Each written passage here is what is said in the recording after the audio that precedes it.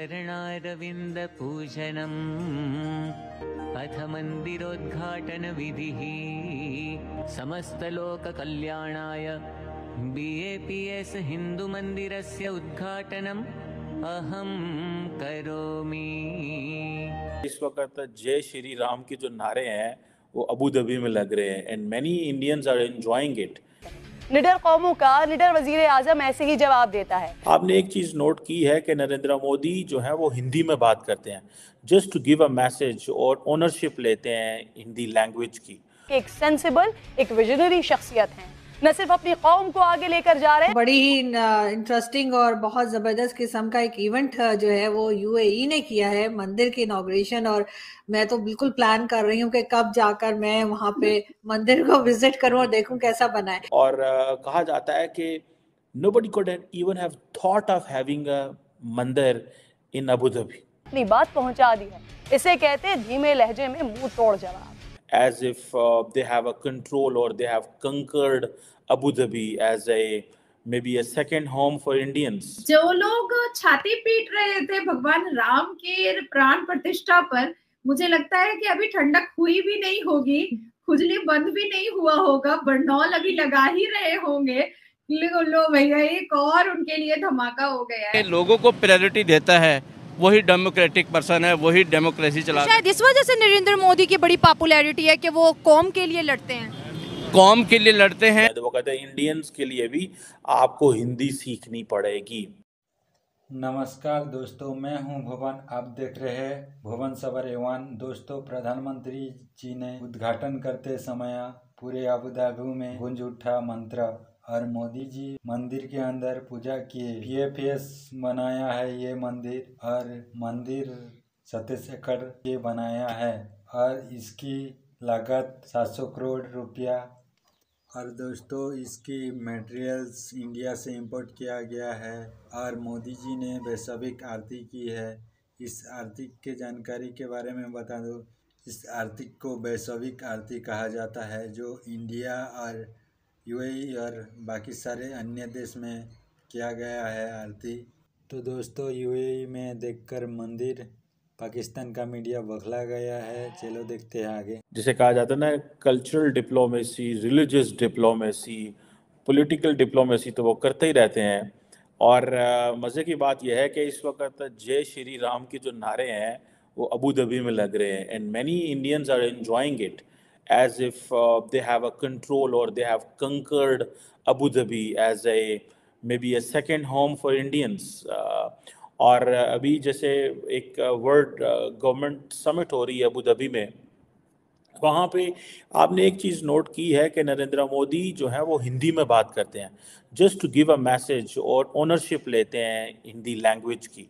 और लोगों को ये बताएंगे कि भाई देखो, ये जो लैंग्वेज है मैं यही बोलता हूँ, यही लैंग्वेज आप भी बोला करें। सो ये एक नए उन्होंने तर्ज सेट की है कि जहाँ जाएंगे, जैसे रशियन प्रेसिडेंट अपनी लैंग्वेज बोलते हैं, बाकी चाइनीज़ अपनी बोलते हैं, तो वो कहते हैं इंडियंस के लिए भी आपको हिंदी सीखनी पड़ेगी। सो प्राइम मिनिस्टर मोदी को एक तो उन्होंने गेस्ट ऑफ ऑनर बुलाया था इस समिट पे और उन्होंने अपना वो जारी बात है किया, क्लाइमेट, टेररिज्म, बहुत सारे और इश्यूज जो थे जो कि इंटरनेशनल गवर्नेंस के हवाले से होते हैं। अक्सर एक फ्रेज़ बोला जाता है कि मिनिमम गवर्नमेंट मैक्सिमम गवर्नेंस, कि गवर्नमेंट कम से कम हो, स्विफ्ट प्रोसेस हो, रेड टेपिज्म ना हो, ये चीज़ें ना हो ताकि आप अच्छे तरीके से गवर्न जो है वो कर सकें। और नरेंद्र मोदी इस हवाले से इंडिया के अंदर कोई इंडियन मॉडल जो है वो कोई इतना आइडियल मॉडल नहीं है in terms of minimum government maximum governance.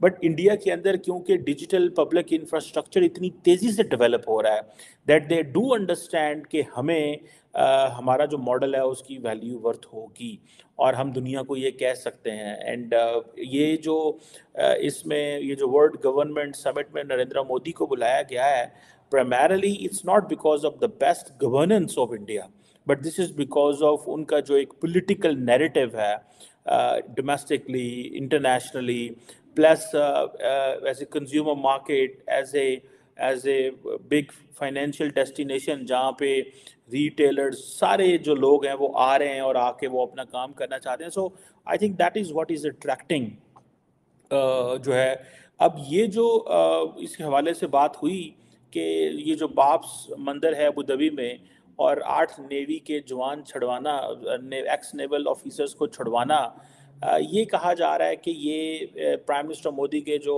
Almost last trips हैं इंटरनेशनली, एक दो शायद ट्रिप और होगा उनका, और उसके बाद इंडिया के अंदर इलेक्शंस जो हैं वो शुरू हो जाएंगे, और that is being seen as a big transformation. बहुत ज़्यादा है जी, ये बहुत बड़ी ट्रांसफॉर्मेशन है इंडिया के अंदर, पर्टिकुलरली आप देखें पिछले 10 सालों के अंदर, ठीक है जी।